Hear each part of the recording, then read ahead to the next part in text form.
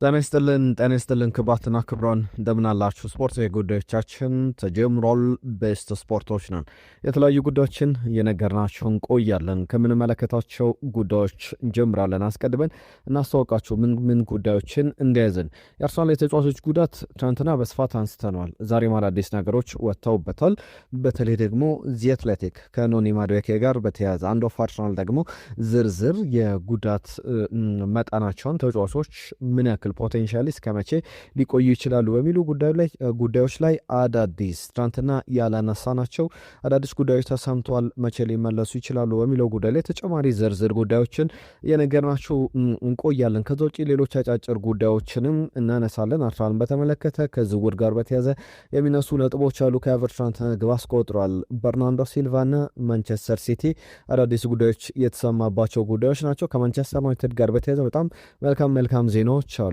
አማካኝ ስፍራ ላይ ስላሉ ዝውውሮች ትናንትናም ከእናንተ ከአድማጮች ከመጡልን ጥያቄዎች መካከል ሀሳብ አስተያየቶቻቸውን መካከል አንደኛው የማንቸስተር ዩናይትድ የአማካኝ ስፍራ ነው። አሸናፊ ከደቡብ አፍሪካ ያነሳቸው ጉዳዮች ነበሩ። እነሱም በተመለከተ ተጨማሪ ዝርዝር ጉዳዮችን እየነገርናችሁ እንቆያለን። ሃሪ ማጉዌር ግን በማንቸስተር ዩናይትድ ይቆያል አይቆይም እልባት ያገኘ ይመስላል። የኮቢ ሜኑ ጉዳይም ይነሳል። ማንቸስተር ሲቲ እና ማንቸስተር ዩናይትድም ባትል ስለሚያደርጉባቸው ስለሚፋለሙባቸው የአማካይ ስፍራ ተጫዋቾች እናነሳለን። ኤልያት አንደርሰን፣ ሳንድሮ ቶናሊን የተመለከቱ ዝርዝር ጉዳዮችን እንነግራችኋለን። ሊቨርፑል ሉዊስ ሱዋሬዝን አጫውቶ በትልቅ ደረጃ እንግዲህ ክለቡን አገልግሎ አልፏል። አሁን ሌላ ሉዊስ ሱዋሬዝን ለማስፈረም ፍላጎት እያሳየ ድርድሮችንም እያደረገ እንዳለ ተሰምቷል። ከኤልያት አንደርሰን ጋር በተያዘ ስለ ዝውውሩ ያነሳቸው ጉዳዮች አሉ። እነዚህን በዝርዝር እየተመለከተን እንቆያለን። የአርሰናል ዝውውሮችም አሉ። በተለይ አጥቂ ስፍራ ላይ ከቤልጅየም ወደ እንግሊዝ ወደ ኤምሬት ስቴዲየም ሊመጣ የሚችል ተጫዋች አለ በሚል እየተነሱ ያሉ ዝርዝር መረጃዎች አሉ። በስፋት እየተመለከትናቸው እንቆያለን። ማንቸስተር ዩናይትድና ቼልሲ እየተፋለሙበት ያለ የራይት ባክ ተጫዋች አለ በቀይ መስመር ቦታ ላይ፣ በተለይ ደግሞ በዋነኝነት የግራ መስመር ቦታውን ይዞ መጫወት የሚችል ጥሩ አቅም ያለው ተጫዋች እንደሆነ እየተነገረ ይገኛል በቼልሲ በኩል። በማንቸስተር ዩናይትድም በኩል ተመሳሳይ ፍላጎቶች አሏቸው። የኤንዞ ፈርናንዴዝ ጉዳይም አሁንም አለየለትም። ማርክ ኩኩሬያም ከቼልሲ ይለቃል አይለቅም፣ በዚህ ጉዳይ ላይ አስገራሚ ጥያቄዎች ቀርበውለት አስገራሚ ምላሽም ሰጥቶበታል። የሞሐመድ ሳላህ የጉዳት ዜና ከሊቨርፑል ጋር በተያዘ ተከላካይ ፍለጋ ገበያው ላይ እንዳለም የሚያሳዩ መረጃዎች አሉ። ለሁሉም በርከት ያሉ ጉዳዮችን እናነሳለን። ከዶርትመንድ ወደ ማንቸስተር ዩናይትድ ሊመጣ ስለሚችልም ተከላካይ እንነግራችኋለን። እነዚህን ሁሉ ጉዳዮች ይዘናል። በቻላችሁት አብራችሁን ቆዩ። መልእክቶቻችሁን ጻፉልን፣ ሀሳብ አስተያየቶቻችሁን እንጠብቃለን። ትናንትና በርከት ያሉ መልእክቶች መጥተውልናል። እሱን ወደ በኋላ ላይ መለስ ብዬ ያነሳላችኋለሁ። ትናንትና ጀርመን ከጋና ያከናወኑት ጨዋታ ነበረ። ይህ ጨዋታ በተለይ ደግሞ ልዩ ትርጉም አለው። በጋናና በጀርመን መካከል ከዓለም ዋንጫው በፊት ከሚደረጉ የማጣሪያ ጨዋታዎች መካከል ዝግጅታቸውን ለመመዘን የሚያደርጉት ነው። ከቨርት ትናንትና ግብ አስቆጥሯል። 48ኛው ደቂቃ ላይ የመጀመሪያ አጋማሽ ላይ በፍጹም ቅጣት ምት የሌስተር አጥቂ የነበረው መስመር ቦታ ላይ አብዱል ፋትዋ 70ኛው ደቂቃ ላይ አቻ ቢያደርጋቸውም ዴኒስ ኦንዳቭ ለጀርመን ብሔራዊ ቡድን ግብ አስቆጥሮ ጨዋታው 1-2 ተጠናቋል። ጀርመን 2 ጋና 1። በጣም አስገራሚ ጥሩ ፉክክር የነበረበት ጨዋታ ነው። ከቨርስም በተመለከተ 10 ጨዋታዎች አልፈውት ነበር በጀርመን ብሔራዊ ቡድን በኩል። ያ ማለት 10 ጨዋታ ለብሔራዊ ቡድን ቀላል ቢባል አይደለም። ለምሳሌ ለጀርመን ለመጨረሻ ጊዜ ግብ ያስቆጠረው 2024 ላይ ነበረ። አሁን ከሞላ ጎደል ከ2 ዓመታት በኋላ ዳግም ወደ ግብ አስቆጣሪነት በጀርመን ብሔራዊ ቡድን የተመለሰበትን ጨዋታ የተመለከትንበት ነው። ዛሬም የሚደረጉ አንዳንድ ጨዋታዎች አሉ ትኩረት አንስተን ልናነሳባቸው ልንወያይባቸው የሚገቡ። የአርሰናሉ ቪክተር ዮኬሬሽ ወደ ዓለም ዋንጫው ይሄዳል አይድም? ፖላንድ ጋር በሚደረገው ጨዋታ ዛሬ ይወሰናል። ስዊድን ከፖላንድ ምሽት 3:45 ላይ፣ ኮሶቮ ከቱርክ የሚያደርጉት ጨዋታም ሌላ ትኩረትን የሚስብ ጨዋታ ነው። ቼክ ሪፐብሊክ ከዴንማርክ ይጫወታሉ። ክርስቲያን ኖርጋርድ በአርሰናል በኩል የሚጠበቁ ተጫዋቾች ናቸው። ጣሊያን የምታደርገው ጨዋታ ከቦስኒያ ጋር የሚደረግ ጨዋታ ነው። በተመሳሳይ በአውሮፓ ምድብ የሚደረጉ ጨዋታዎች ናቸው። 3:45 ላይ ይከናወናሉ። በአቋም መፈተሻ ጨዋታዎች የሚደረጉ ጨዋታዎች አሉ። በአፍሪካ ዞን የዓለም ዋንጫ ወይም እንደዚህ በኢንተርኮንቲኔንታል የዓለም ዋንጫ የማጣሪያ ጨዋታዎችም ኮንጎ የምታደርገው ዲያር ኮንጎ የምታደርገው ጨዋታ አለ።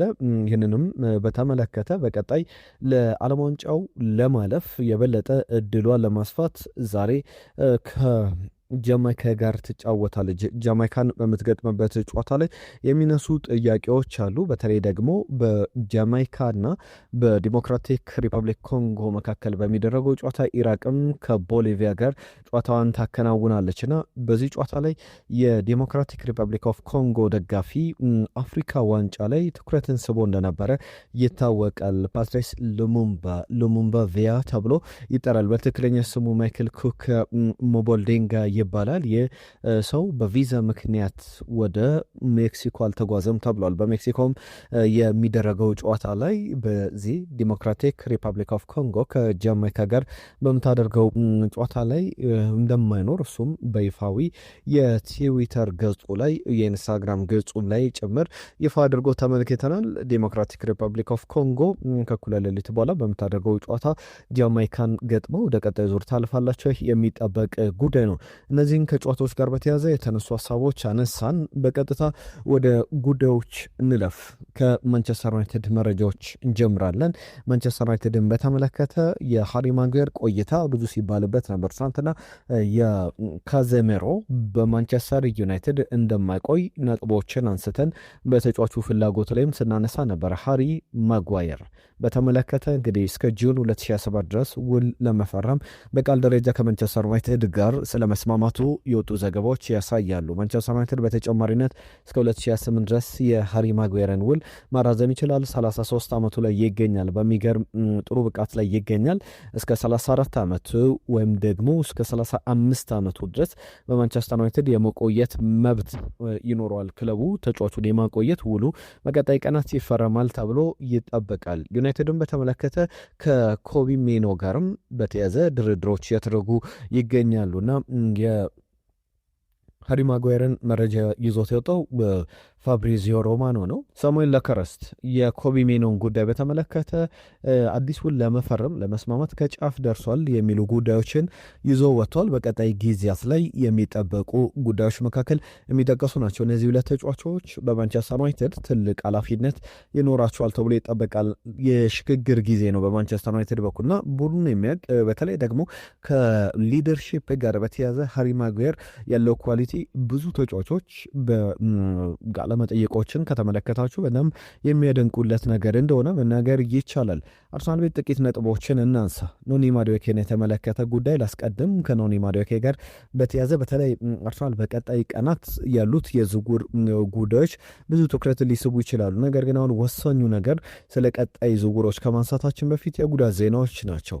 አርሰናል በቀጣይ ቀናት ሳውዛምተንን እስኪገጥም 5 ቀናት ዕድሜ ያለ የስፖርቲንግ ሊዝበን የቻምፒየንስ ሊግ ጨዋታ እስኪደረግ ደግሞ 8 ቀናቶች አሉ። በመሃል የቦርመዝ የፕሪሚየር ሊግ ጨዋታ እስኪጀምር ደግሞ 12 ቀናቶች አሉ። 5፣ 8 እና 12 ቀናቶች መካከል ተጫዋቾች የትኞቹ ወደ ሜዳ ይመለሳሉ የሚለው ትልቁ ጉዳይ ሊሆን ይችላል። ሮድሪጎ አጉዌር የዩራጓይ ብሔራዊ ቡድን ተጫዋች ነው። ኖኒ ማዱዌኬ ላይ የሰራው ጥፋት ተጫዋቹን ከጨዋታው ውጪ አድርጎት ይሰነባበታል ወይ? ትልቁ የአርሰናል ደጋፊዎች ጥያቄ ነበረ። 38ኛው ደቂቃ ላይ በዌምብሌ በተደረገው ጨዋታ ላይ ሮድሪጎ አጉዌር የሰራበት ጥፋት ኖኒ ማዱዌኬ ተቀይሮ እንዲወጣ ምክንያት ነበረ። በተበሳጭቶ ነበር በጣም ተቀይሮም ሲወጣና ከዚህ ጋር በተያዘ ዚ አትሌቲክ አንድ ዝርዝር ዘገባ ይዞ ወጥቷል። እንደ ተፈራው የተጫዋቹ ጉዳት በጣም ረጅም ጊዜ የሚያቆዩ አይደለም። ማይነር ኢሹ ጥቂት በጣም ትንሽ የሚባል መጠነኛ ጉዳት ነው ያጋጠመው። በተጫዋቹ በኩል የኳርተር ፋይናል የሳውዛምተን የኤፍኤ ካፕ ጨዋታ ሊያልፈው ይችላል። በዋነኝነት እሱ ጨዋታ ያልፈው እና ከዛ በኋላ የስፖርቲንግ ሊዝበን የመጀመሪያው ጨዋታ የቻምፒየንስ ሊግ መርሃ ግብር ያልፈዋል። ለቦርሜዝ ጨዋታ ይደርሳል የሚሉ ግምቶችም ተቀምጠው ተመልክቻለሁ። በቀጣይ የሚጠበቁ ጉዳዮች ይኖራሉ። ከአርሰናል ጋር በተያያዘ ቅድም እንዳልኩት ነው 5፣ 8 እና 12 ቀናት አሉ። በእነዚህ ቀናት መካከል የሚመለሱ ተጫዋቾች ይጠበቃሉ። የእነኑ ስሞች እናንሳ። ማርቲን ኦዴጋርድን በተመለከተ አሁንም የመጨረሻ ሂደቶች ላይ ይገኛል። መሰለፍ አለመሰለፉ ለሳውዛምተን ጨዋታ መድረስ አለመድረሱ እርግጥ አልሆነም። ከዩሬን ቲምበር ጋር በተያዘ ቀጣይ ለሳውዛምተን ጨዋታ ይደርሳል ተብሎ ይጠበቃል። ዴክላን ራይስና ቡካዮ ሳካ ብዙዎች በብዙሃን መገናኛ ሲጠለጠሉ እንደነበረው የአርሰናል ተጫዋቾች እንደዚህ አይነት ምክንያቶች የሉም። ለምሳሌ ሮይ ኪን ከሚኬል አርቴታን ውሳኔ ለምን እንደዚህ እንዳደረጉ አርሰናልም ሚኬል አርቴታም አልገባኝም ሲል ነበር። የአገራት ጨዋታዋን ለማለፍ በጉዳት ምክንያት ማድረግ እንግዲህ ምንም አዲስ ነገር የለውም። ከዚህ በፊት ሰር አሌክስ ፈርጉሰን ያደርጉት እንደነበረ ይታወቃል። ሰር አሌክስ ፈርጉሰን ምንድን ነበር የሚያደርጉት? ለምሳሌ ሮይ ኪን ራሱ ይህንን ምስክርነት ይሰጣል። ተጫዋቾች በቀጣይ የኢንተርናሽናል ብሬክ ወቅት ላይ እንዳይሰለፉ ወደ አገራት ጨዋታዎችም እንዳያመሩ ምን ያደርጋሉ? በዚህ አርሰን ቬንገር በሚሉት የፊፋ ቫይረስ እንዳይጠቁ እነ ሪዮ ፈርዲናንድ፣ ሩኒ፣ ሌሎችንም ወሳኝ ተጫዋቾች ከኢንተርናሽናል ብሬክ በፊት ባለ የመጨረሻ ጨዋታ ላይ 45 ከዛ የሚያነሰ ደቂቃዎችን ያጫውቷቸውና ቀይሮ ያሰጧቸዋል። ከዛ በኋላ ጉዳት አለባቸው በሚል ወደ አገራት ጨዋታዎች እንዳይሄዱ በተለይ የንዛ የሀገሪቱ ጨዋታ ለእንግሊዝ ብሔራዊ ቡድን ለሌሎች ብሔራዊ ቡድን የሚያደርጓቸው ጨዋታዎች በጣም አስፈላጊ እስካልሆኑ ድረስ ጨዋታዎችን እንዲያደርጉ አይፈለግም ነው። ዴክላን ራይስን ቡካዮ ሳካ በዚህ ደረጃ ሲጠለጠሉ ነበረ። ነገር ግን ቶማስ ቱዌል ይህንን በተመለከተ አንድ ማረጋገጫ ሰጥተዋል። ተጫዋቾቹ ጉዳታቸው በምን ልክ የሚቀመጥ ነው ለሚለው ያስቀመጧቸው ዝርዝር ጉዳዮች አሉ። ወደ እንግሊዝ ሜዲካል ስታፎች ሄደው ምርመራ ተደርጎላቸው ከዛ በኋላ ቢያርፉ የተሻለ ነው በሚል እንዲሁም አሰልጣኝ ቶማስ ቱዌል 70% ወይም ሙሉ ለሙሉ ማች ፊትነሳቸው ላይ ሙሉ ለሙሉ ጤነኛ ሳይሆኑ የተጫወቱባቸው ጨዋታዎች ይበዛሉ ላርሰናል የሚል ነገር ተነስቷል። ዴክላን ራይስንም ቡካዮ ሳካንም በተመለከተ እንደሚተቹት ሳይሆን ከጉዳታቸው ጋር እየተታገሉ እየተጫወቱ ስለሆነ የብሔራዊ ቡድን ጨዋታ ደግሞ ከምራ ግብር ማሟያ የአቋም መፈተሻ ጨዋታ ነው እንጂ እንደ ለማለፍ አለማለፍ በጣም ወሳኝ የሚባል አይደለም። ለዛም ይመስላል እንዲያርፉ ውሳኔ የተሰጠባቸው። እነዚህ ተጫዋቾች በሳምንቱ መጨረሻ ይመለሳሉ ተብሎ ይጠበቃል። እንደ ረፍት ሊቆጠር ይችላል። የዴክላን ራይስና የቡካዮ ሳካ ቆይታ ማርቲን ዙቢሜንዲን፣ ፒየሮ ኤንካፒየን በተመለከተ በቀጣይ በተለይ ዙቢሜንዲ ያን ያክል እንደ ሌሎቹ የሚያሳስብ ጉዳት አይደለም፣ ለጨዋታ ይደርሳል ለቀጣይ ጨዋታዎች ተብሎ ይጠበቃል። ፒየሮ ኤንካፒየ ደግሞ የጨዋታ የሳውዛምተን ጨዋታ ያልፋል። ኤቨሬቼዜ ለቦርመዝ ወይም ለማንቸስተር ሲቲ ጨዋታ የሚደርስበት እድል የሚሉ ዘገባዎች ወጥተው ተመልክተናል። ሆኖም እነዚህ በስፋት የሚነሱ ጉዳዮች ናቸው። ከአርሰናል ጋር በተያዘ ገቢ አግቦላወርም ጭምር የቀድሞ ፕሪሚየር ሊግ ተጫዋች ተመሳሳይ ነገሮችን እያነሱ ይገኛሉ። ከማንቸስተር ሲቲ ጋር በተያዘ አንድ ጉዳይ ላንሳ።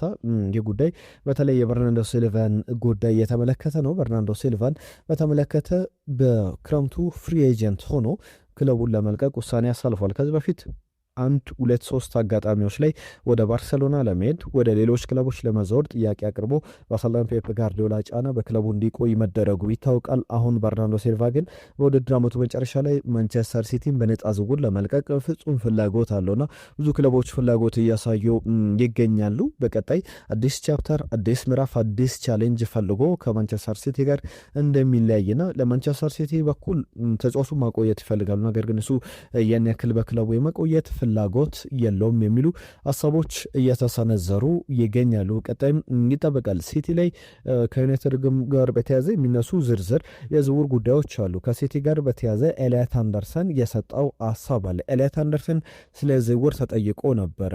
ምን ያክል በክለቡ ልትቆይ ትችላለህ ተብሎ ነበረ። ወይም ደግሞ በዚህ ቀናት ላይ በቀጣይ ጊዜያት ላይ ስለ አንተ ዝውውር ምን ልንሰማ እንችላለን የሚሉ ጉዳዮች ቀርቦለት ነበር። የኖቲንጋም ፎረስቱ የአማካኝ ስፍራ ተጫዋቾች አርሰናል፣ ማንቸስተር ሲቲ፣ ማንቸስተር ዩናይትድ፣ ቼልሲ፣ ሊቨርፑል፣ ሌሎችም ትልቅ ክለቦች አንዳንድ ዘገባዎችም ላይ እነ ሪያል ማድሪድ ጭምር የሚፈልጉት አይነት ተጫዋች ሆኖ እየተመለከት ነው እንገኛለን። በተለይ ዓለም ዋንጫው በጣም ወሳኝ ነው። እሱም አሁን በዚህ ወቅት ላይ ስለ ዝውውር ምንም የማስበው ነገር የለም። የማስበው ነገር ቢኖር አንድና አንድ የዓለም ዋንጫው ብቻ ነው። ከፊት ያለው የዓለም ዋንጫው ነውና ዓለም ዋንጫው ላይ ትኩረት አድርጌ እየሰራው እገኛለሁ ብሏል። ማንቸስተር ሲቲና ማንቸስተር ዩናይትድ ግን የበለጠ ድሎች እንዳሏቸው የሚያሳዩ ዘገባዎችን ተመልክተናል። ትልቅ ባትል ይኖራል በክረምቱ በማንቸስተር ዩናይትድና በማንቸስተር ሲቲ በኩል በተለይ ሁለቱንም አማካዮች ለማስፈረም ከማንቸስተር ሲቲና በማንቸስተር ዩናይትድ በኩል ሳንድሮ ቶናሊንም ኤልያት አንደርሰንንም በአንዴ ለማስፈረም ወይም ደግሞ ከሁለቱ አንዳቸውንም ለማግኘት ጥረቶች ይኖራሉ ተብሎ ብዙ ዘገባዎችን እየተመለከትን እንገኛለን። ለማንቸስተር ሲቲ ቶፕ ታርጌት የሚባለው ቀዳሚው ቦታ ላይ የሚቀመጠው ኤልያት አንደርሰን ነው። ማንቸስተር ዩናይትድ ደግሞ ሳንድሮ ቶናሊን ቅድሚያ ይሰጠዋል። እነዚህ ተጫዋቾች የሚመጡ ከሆነ ግን በቀጣይ ብዙ ሊባልባቸው የሚችሉ ተጫዋቾች ናቸው። አቅማቸው የሚያጠራጥር አይደለም። ከዛ በተጨማሪ ግልጋሎታቸውንም በደንብ እንመለከተዋለን ተብሎ ይጠበቃል። የፕሪሚየር ሊግ ልምድ ያላቸው የፕሪሚየር ሊግ ታክስ የሚከፈልባቸው ወይም ፕሪሚየር ሊግ ላይ በመጫወታቸው ብቻ ዋጋቸው ትንሽ በመጠኑ ቢሆን ከፍ ሊሉ የሚችሉ ተጫዋቾች ናቸው። ትናንትና በዚህ ጉዳይ ላይ አሸናፊ ከደቡብ አፍሪካ የጻፈልን መልእክት አለ። በተለይ በርን ዘግታ የጠፋው በሰላም ነው ወይ ብሏል። በሰላም ነው። ሁላችሁንም ስለጠየቃችሁን እንግዲህ ጠፋችሁ ብላችሁናል፣ ከልብ እናመሰግናለን። ከዚህ በኋላ በቀጥታ በየዕለቱ አዳዲስ ጉዳዮችን ይዘን እንቀጥላለን። አብሮነታችሁን ብቻ ነው የምንፈልገው። ሀሳብ አስተያየቶቻችሁንም ጻፉልን። ዛሬም ባነሳናቸው ጉዳዮች ላይ ትናንትና አሸናፊ ከደቡብ አፍሪካ ማንቸስተር ዩናይትድ ከቶናሊና ጎማሬጅ ጋር ስሙ ተያይዟል። በብቃት ደረጃ የተሻሉ አማካዮች ቢሆኑም ጥፋት ፋውል ያበዛሉ። ያ ማለት ደግሞ ከጥቅሙ ጉዳቱ ያመዝናልና ካርሎስ ባሌባ ቢመጣ ማንቸስተር ዩናይትድን ይጠቅማል የሚል መልእክቱን ጽፎልናል። ቶማስ ማን ዩናይትድ እናመሰግናለን ስለ ጻፍክልን መልእክት። አኬ ማቴዎስ እንዲሁ ከልብ እናመሰግናለን። ሙልጌታ ከደቡብ አፍሪካ እንግዲህ ጠፍታችሁ ነበረ፣ አስደብራችሁ ነበረ ብሎናል። ሊጉንም እናንተም ጠፍታችሁ ነበር፣ አሁን ስለተመለሳችሁ ደስ ብሎናል ብሎናል። ሙልጌታ ከልብ እናመሰግናለን። አክልል የጻፈልን መልእክት አለ። ዌልካም ባክ ብሎናል። እንኳን በደህና መጣችሁ ብሎናል። ከልብ እናመሰግናለን። ነኝ ያለን አድማጫችን ነው። አህመድ ከጅቡቲ እንዲሁ ጠፍታችሁ ከራረማችሁ ስልካችሁ ቢኖረን እንግዲህ እንደውል ነበረ ብሏል። ስላሰባችሁልን እንግዲህ ከልብ እናመሰግናለን። ከዚህ በኋላ በቀጥታ በየዕለቱ አዳዲስ ጉዳዮችን ይዘን እንመጣለን። በረዲን ከደቡብ አፍሪካ፣ ፓማባይም እንዲሁም ደግሞ ወንዴ ወንደሰን የቸልሲ ደጋፊ ነው። ታሪኩ የአርሰናል ደጋፊ ነው። ታሪኩ ከደቡብ አፍሪካ ስለጻፋችሁልን መልእክት ከልብ እናመሰግናለን። አየነው ሙላለም ምንድነው እንዲመጥፋት ብሎናል። አርሰናል የማይፈለጉ ተጫዋቾችን በውሰት የሄዱትን ጨምሮ በመሸጥ ፊል ፎደን፣ ኒኮ ፓዝን፣ ኒኮሎ ትሪስኦልድን፣ ምባይን፣ ማዮሉን ከፒኤስጂ፣ ብራንትን በነጻ ዝውውር ከዶርትመንድ አማካይ ላይ ደግሞ ካሌብንና ጆን ማዚምቢን እንዲሁ ቢያስፈርም ጥሩ ነው ብሎናል። ሰይድ ኤልማለን ከኮሎኝ ቢያስፈርም አዋጭ ይሆንለታል ብዬ አስባለሁ ብሎናል። ከልብ እናመሰግናለን። አየነው ሙላለም ሌሎችም የጻፋችሁልን መልእክቶች አሉ። ደሳለኝ የጻፈልን መልእክት አለ።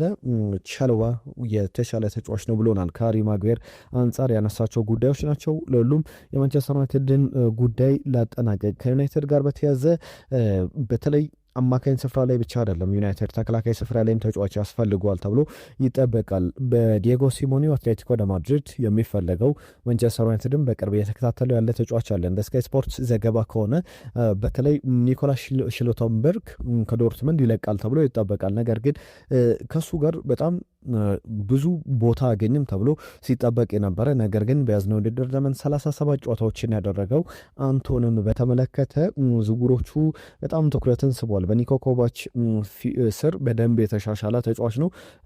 በባክግራውንድም በአንደርግራውንድም የቡድኑ አንበላው ብሎ ይገልጿል ኒኮ ኮቫች። ይህንን ተጫዋች ማንቸስተር ዩናይትድ ለማስፈረም ጥያቄ ለማቅረብ ሂደቶችን የተጫዋቹን የመጨረሻ ውድድር ዘመን ጊዜያትን በቅርበት እየተከታተለ እንዳለ የሚያሳዩ ዘገባዎች አሉ። ይህንንም በተመለከተ ኒኮ ኮቫች እንግዲህ በባክግራውንድ የሚሰራ የቡድኑ የጀርባ አምበል ነው። ሊደርሺፕ ላይ የሚገርም የሆነ የራሱን ኢጎዎች ሌሎችንም ፍላጎቶች ወደ ኋላ ትቶ ለቡድን የሚጫወት የሚገርም አይነት ተጫዋች ነው በሚል ያስቀምጧልና 2004 ላይ ቸቬሎንሶ ለማስፈረም ፍላጎት አሳይቶ ነበረ። 2025 ላይ ዶርትመንድን ሲቀላቀል 22.5 ሚሊዮን ዩሮ ተከፍሎበታል። ስቱትጋርትን ሲያገለግል እንደነበረ ይታወቃል። እንግዲህ አንቷንን ከቦርሻ ዶርትመንድ ማንቸስተር ዩናይትድ ለማስፈረም ፍላጎት አለ የሚሉ ዝርዝር ዘገባዎችን ተመልክተናል። ቸልሲ ቤት እየተነሱ ያሉ ጉዳዮች አሉ። አንደኛው ማንቸስተር ዩናይትድም ቸልሲም የሚፈልጉት 69 ሚሊዮን ፓውንድ ሬት የተደረገ ማክሲ አራይሆ የተባለ ተጫዋች አለ። ይህ ተጫዋች በስፖርቲንግ ሊዝበን እያገለገለ ይገኛል። የሌፍት ባክ ቦታ ላይ በጣም ጥሩ ግልጋሎት ይሰጣል። 69 ሚሊዮን ፓውንድ የሚገመት ነው ኮንትራቱ። በስፖርቲንግ ሊዝበን የሚያቆየው ውል እስከ 2029 ድረስ ያቆያል። 34 ሚሊዮን ፓውንድ ግን መሸጫ ገንዘቡ ነው። ውል ማፍረሻው 69 ሚሊዮን ፓውንድ ወይም የሚገመተው እንደዛ ቢሆንም ትክክለኛ ክለቦች ቢመጡ ለድርድር ስፖርቲንግ ሊዝበን ቢቀመጥ ሊሸጠው የሚችለው 35-34 ሚሊዮን ፓውንድ አካባቢ ነው።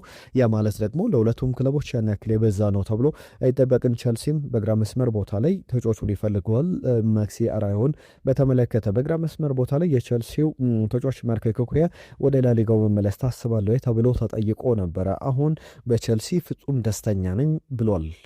ነገር ግን የሆነ ጊዜ ላይ እንግዲህ ከዓመታት በኋላ መልቀቅ የሚቀር አይደለም፣ መመለሴም የሚቀር አይደለም የሚል አስተያየቱን ሰጥቷል። በለንደን በቸልሲ በጣም ፍጹም ደስተኛ ነኝ የሚል ሀሳብ አንስቷል። ባርሰሎና ቢመጣስ፣ ባርሰሎና ጥያቄ ቢያቀርብልስ ተብሎ ነበረ። ይህ ክሊር ነው። ሁኔታውን በደንብ አስብበታለሁ፣ ቤተሰቦቼን አማክራለሁ ብሏልና አሁን ላይ ያንን እያሰብኩ አይደለም። ነገር ግን በቀጣይ እንደዚህ አይነት ጥያቄ ቢመጡ ላስብበት እችላለሁና ውሳኔ የሚሰጥበት ጉዳይ ይመስለኛል ብሏል። ያ ማለት ወደ ባርሰሎና ለመሄድ ፍላጎት አለኝ ወይም ደግሞ በደንብ ዝግጁ ነኝ ለባርሰሎና ጥያቄ ቢያቀርብ ነገሮች ክፍት ናቸው የሚል አስተያየቱን የሰጠ ይመስላል። ትናንትና ያነሳ ነው የኤንዞ ፈርናንዴዝ ጉዳይንም በተመለከተ አሁንም ምንም አይነት ስምነት ላይ እንዳልደረሰ ከቼልሲ ጋር አዲስ ውልን በተመለከተ ተጫዋቹን በማድሪድ ከተማ ብኖር ብሏል።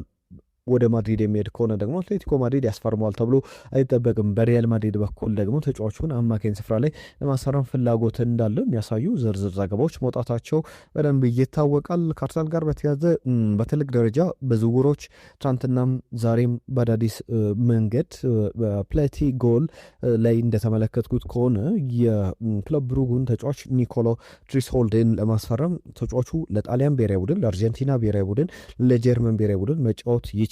21 ዓመቱ ላይ ይገኛል። 17 ያክል ግቦችን በሁሉም ውድድሮች ላይ ወደ 47 ያክል ጨዋታዎችን አከናውኖ አስቆጥሯል። ገና 21 ዓመቱ ላይ ይገኛል። በጣም ትልቅ ፖቴንሻል እንዳለው ብዙዎች ይመሰክሩለታል። ወደ 25 ሚሊዮን ዩሮ አካባቢ ቫሊዩ ተደርጓል። በትራንስፈር ማርኬት መሰረት እስከ 30 ሚሊዮን ዩሮ ድረስ ከፍ ይላል ዋጋውና ኒኮላስ ትሮስሆልዲ ወደ አስራን ይመጣል ወይ ትልቁ ጥያቄ ሆኖ በደንብ እየተመለከት ነው ያለ ጉዳይ ነው። ከሊቨርፑል ጋር በተያዘ መቲን ሎህራን ለማስፈረም ከክሪስታል ፓላስ ለማስፈረም ፍላጎት አለው የሚሉ ዘገባዎች ወጥተዋል። የ5 ዓመቱ ፈረንሳይ ተጫዋች እንግዲህ በትልቅ ደረጃ በተለያዩ ክለቦች በቸልሲ፣ በአስቶን ቪላ፣ በባየር ሙኒክ እየተፈለገ ይገኛል። ማርክ ጌይ ከለቀቀ በኋላ ሊቨርፑልም ይህንን ተጫዋች ካጣ በኋላ ትኩረቱን ወደዚህ ተጫዋች እንዳዞረ የሚያሳዩ ዘገባዎች አሉ። ከሞሐመድ ሳላ ጋር በተያዘ ጉዳት ላይ ሰነባብቷል። አሁን ግን ለኤፍ ኤ ካፕ ጨዋታ ለማንቸስተር ሲቲ ጨዋታ እንደሚደርስ የሚያሳዩ ዘገባዎች በስፋት ወጥተው ተመልክተናል።